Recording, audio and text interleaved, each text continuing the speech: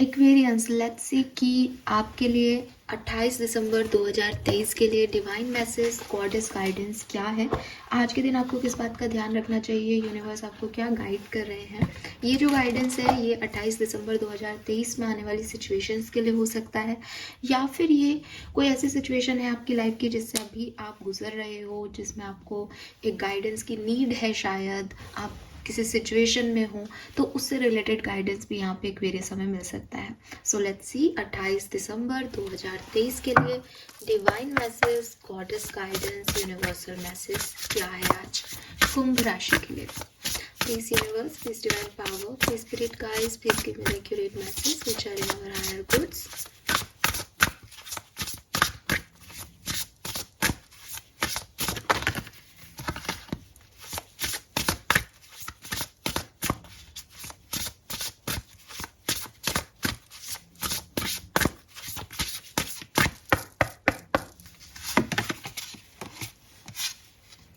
We have thrones, wave together the crown you deserve, number 14। तो number 14 और 5 आपके लिए सिग्निफिकेंट हो सकता है आज के दिन। बहुत सुंदर सी इमेज है इस कार्ड की। We have spaceship, number 43, don't be afraid to sing, number 7 और 43 सिग्निफिकेंट हो सकता है। एक कार्ड मैं फिर से शफल करके लूंगी यहाँ पे। वी हैव स्ट्रॉन्ग, नंबर 44 या 8 आपके लिए सिग्निफिकेंट हो सकता है। और बॉटम में जो है वो अगेन नंबर 5 की एनर्जी है जो कि कह रही है कॉन्फिडेंस। और मैं अब कैमरे को कर देती हूँ इस तरह से। सो यहाँ पे है आपके लिए कॉन्फिडेंस का कार्ड नंबर 23, 43, 34, 33 और 44। ये नंबर आपके एज हो सकते हैं, किसी खास पर्सन है आपकी लाइफ में कोई, उनके एज हो सकते हैं। 14, 23, 4, 3 ये सब आपके जो है डेट ऑफ बर्थ हो सकते हैं या कोई पर्टिकुलर डेट हो सकती है। मार्च अप्रैल का महीना, मई का महीना आपके लिए सिग्निफिकेंट हो सकता है किसी तरीके से। जुलाई का महीना जो है सिग्निफिकेंट हो सकता है। 5 और 7 आपका मूलांक हो सकता है, जन्मांक हो सकता है। सो यहाँ पे जो बॉटम कार्ड है वो है कॉन्फिडेंस। यहाँ पे है throne, spaceship and strong. Okay, so 28 दिसंबर के लिए या आपकी जो भी सिचुएशन है उसके लिए जो अब आज मुझे गाइडेंस मिल रहा है एक्वेरियस, जो ओवरऑल कहानी मुझे यहाँ पे दिखाई दे रही है वो कुछ लोगों के लिए ऐसे हो सकता है कि किसी सिचुएशन में थे आप लोग और अब उस सिचुएशन से निकल रहे हो, बट डर लग रहा है। ठीक है, डर लग रहा है कि पहुंच पाएंगे या नहीं, डर लग रहा है कि डिसीजन तो ले लिया पर सही होगा या नहीं, डर लग रहा है कि लोगों ने तो छोड़ दिया, अब आगे कोई मिलेगा या नहीं।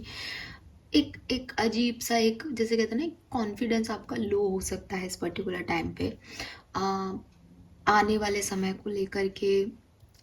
और अपने डिसीशंस मेकिंग में आपको शायद समझ में नहीं आ रहा कि मैं आगे कैसे बढ़ूं। उस केस में यहाँ पे जो सारे कार्ड हैं, 4 कार्ड, उन चीज़ों से मुझे जो मैसेज मिलता है वो ये मिलता है एक्वेरियस की एक्वेरियंस क्या फील करते हैं उसे समझना बहुत ज़रूरी है। ठीक है, दूसरे क्या फील करते हैं एक्वेरियंस ने ये हमेशा ज़िंदगी में समझा होगा, लेकिन यूनिवर्स कह रहे हैं कि आप खुद अभी क्या फील कर रहे हो जिस भी सिचुएशन में हो, वहाँ पे ये जो डर आपको लग रहा है, ये जो आपका लो सेल्फ स्टीम हो रहा है, ये क्यों है। क्या अपनी कोई बात है जो आपने अभी तक नहीं कही है, क्या कोई बात है जिसे आप इग्नोर कर रहे हो। क्योंकि जैसे फॉर एग्जाम्पल ये हो सकता है कि एक सुपरफिशियल लेवल पे आप एक कहानी को जी रहे हो, लेकिन उसकी सिचुएशन जो जैसी चल रही है आप लोगों को दिखा रहे हो, हाँ मैंने मूव ऑन कर लिया है मेरे पार्टनर से। मैं सिर्फ एक एग्जांपल दे रही हूँ, और अब हमारा जो है ब्रेकअप हो गया और मैं अब 2024 में बहुत अच्छे से रहूँगा, अकेले रहूँगा या अकेले रहूँगी, और मैं सेल्फ लव करूँगी, सब कुछ करूँगी। ये आपने सबको बता रखा है, आपने अपने आप को भी बता रखा है, बट कहीं ना कहीं आपको लगता है कि ये ब्रेकअप क्यों हुआ, या इसमें सामने वाले की सच में कोई गलती नहीं थी, या मेरी कोई गलती नहीं थी, मैं क्यों आगे बढ़ रहा हूँ। मतलब आपको वो चीज़ समझ ही नहीं आ रही कि मैंने ऐसा बोल तो दिया गुस्से में, मैं ऐसा कर लूँगा या कर लूँगी, लेकिन मैं ये सब क्यों सह रहा हूँ, या मैं ऐसा अपने लिए क्यों लाइफ चाह रहा हूँ। या कोई भी नया पर्सन आएगा तो जिन बातों पे मुझे मेरी पुरानी सिचुएशंस में नहीं अपनाया गया, क्या वो नया पर्सन मुझे उन सिचुएशंस में अपना लेगा जैसे मैं हूँ या जैसा मैं हूँ। तो एक एक डर सा है कि कहीं ना कहीं हो सकता है कुछ लोगों के लिए कि अभी कुछ बातें अनकही हैं, अभी कुछ सच अपने आप से बोलने बाकी हैं एक्वेरियस। तो आपको कहा जा रहा है कि एक होता है ना कि एक मी टू मी कन्वर्सेशन की अपने आप से बैठ कर के बात की जाए कि यार चाहते क्या है हम हमें डर क्यों लग रहा है। और जब आप उस सवाल का जवाब अपने आप को दे पाए अगर, तो उसके बाद आपकी आधी जो मुसीबतें हैं ना, जो आधा आपको एक या तो कॉन्फिडेंस आ जाएगा कि आपको पता चल जाएगा कि भाई ये सिचुएशन ऐसी है और मैंने इस सिचुएशन को डील करने से मना किया और आने वाले टाइम में मुझे इस सिचुएशन को डील करने वाले तो हज़ारों लोग मिल जाएंगे, मैं सही हूँ। तो वो कॉन्फिडेंस आपका क्रिएट हो जाएगा।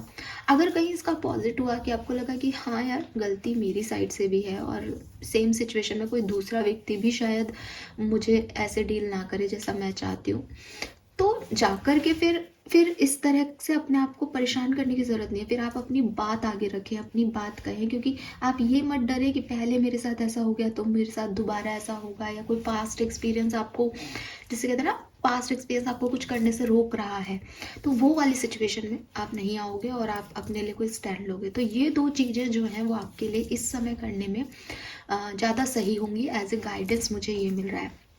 बट अगेन सबसे ही रेजोनेट नहीं होगा तो मैं कार्ड बाय कार्ड आपको मैसेज दे देती हूँ।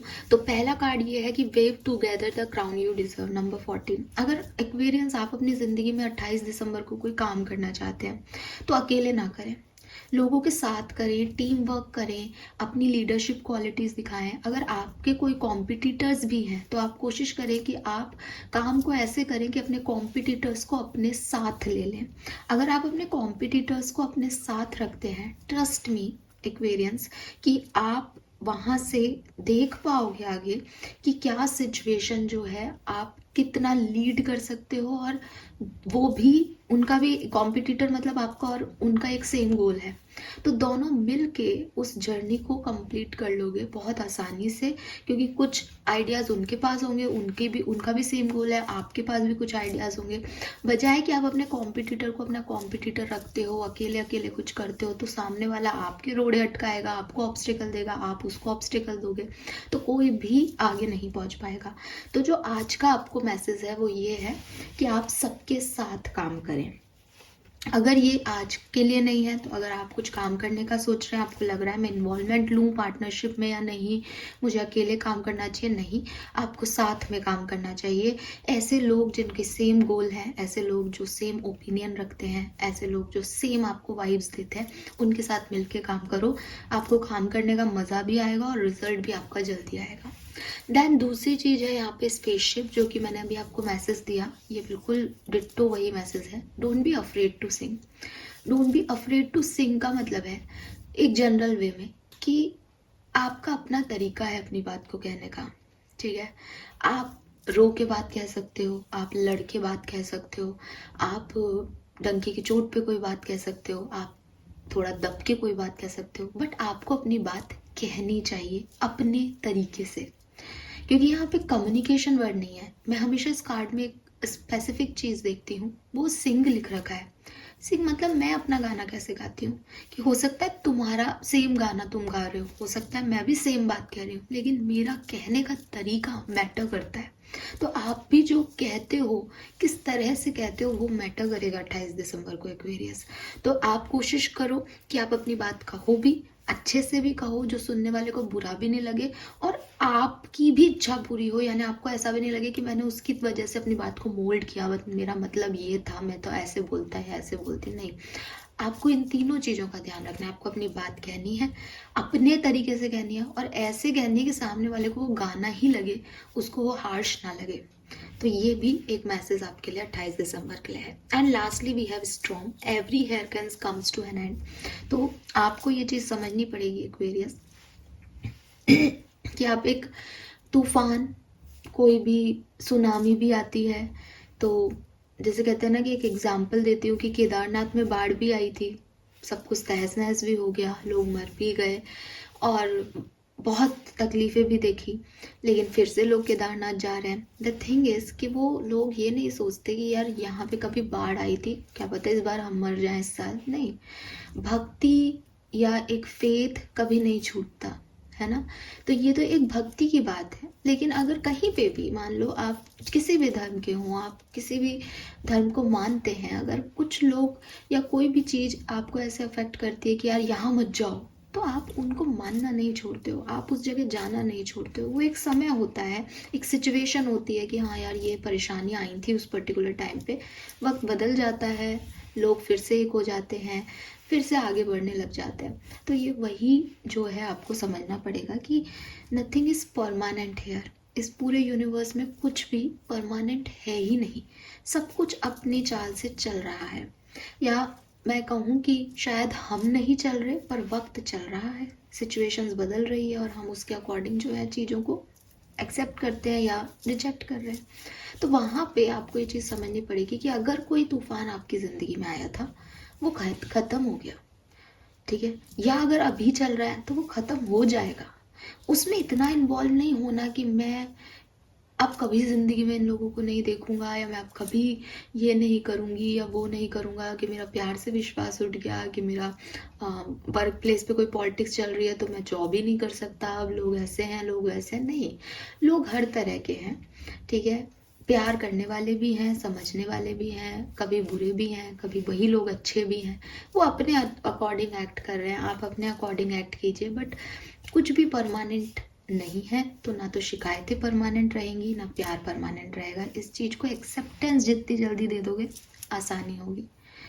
एक और मैसेज जो मुझे मिल रहा है यहाँ पे वो ये कि अगर लग रहा है कि मैं एक बस में बैठ तो गई, ठीक है, क्योंकि ये कॉन्फिडेंस के कारण में ना ये बस मुझे बहुत अट्रैक्ट कर रही है। अगर लग रहा है कि मैंने अपने लिए एक ज़िंदगी चूज़ तो कर ली, मुझे पता है मुझे आगे कहाँ जाना है, आपने मुझे जैसे कई बार मैं बहुत बताती भी हूँ गाइडेंस में कि भाई निकलो वहाँ से, लेट गो करो, आगे बढ़ो। तो आप कहो, आपके अगर दिमाग में ये चल रहा है कि मैम हमने हमारी लाइफ में बहुत कुछ देखा और अब हमने पाथ जो है चूज़ कर लिया इंट्यूशन से, या किसी ने हमें समझाया, अब हमें समझ आ गई कि जिस बात पे अभी तक हम चल रहे थे वो हमारे लिए नहीं था, हम अब एक नई जर्नी पे है और हम बैठ गए उस जर्नी के लिए, हमने सोच लिया, माइंडसेट बना लिया एंड हम जा रहे हैं, बट फिर भी एक अजीब सा डर लग रहा है।